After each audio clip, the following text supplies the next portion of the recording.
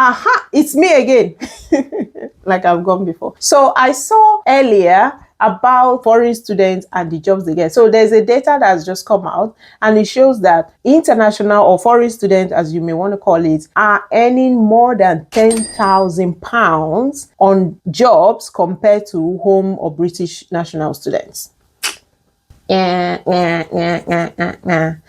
it's very interesting because when I saw that publication or that data, I was just like, okay. A lot of people were like, yeah, these people are professionals, because I was checking the comment section. They come with, professions. They come to study hard courses like STEM courses, and not necessarily music, art, and whatnot that some home students, not every, of course, study more. And that's the difference, because these courses earn more and whatnot. And it made me think that, okay, because as a lecturer, I'm in meetings, we're talking about international or our students generally. It's not just one uni. I've taught at different unis, and it's something that has always come up almost repeatedly, like like a theme in discussions, where people are referring to international students as low in performance. There are even studies that have brought this out that have said international students are low performing students and they need more support. Their English are bad, or they can't speak good English, or they can't understand, English. The way they were taught is different, which is backward. They refer to all these things in some meetings. The way they present international students is like,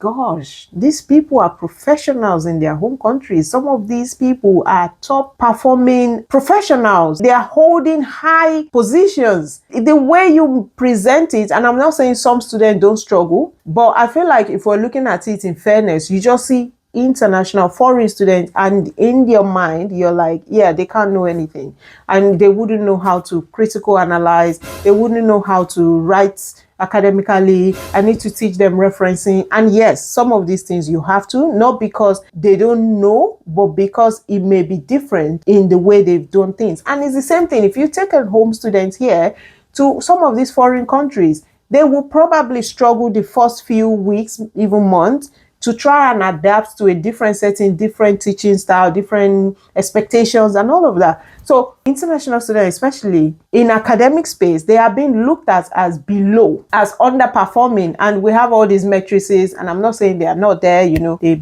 attainment gap and this.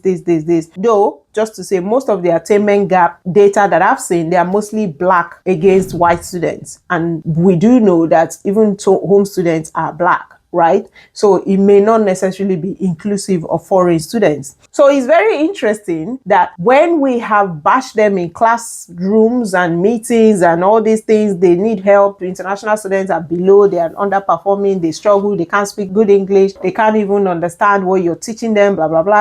And then they go out and they are getting jobs that are £10,000 more than your average home students. Make that make sense?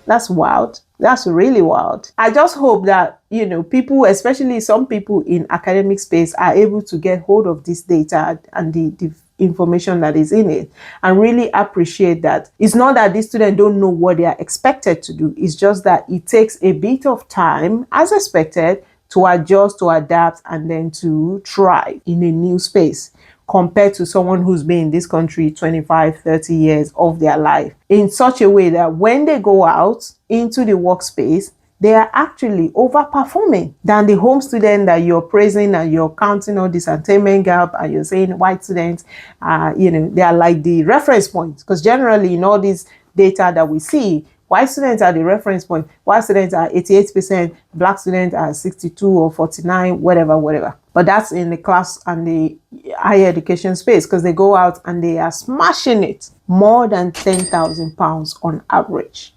compared to their home students competitors. So yeah, the way we are underserving international students, especially in academic space, is just, it needs to be looked at.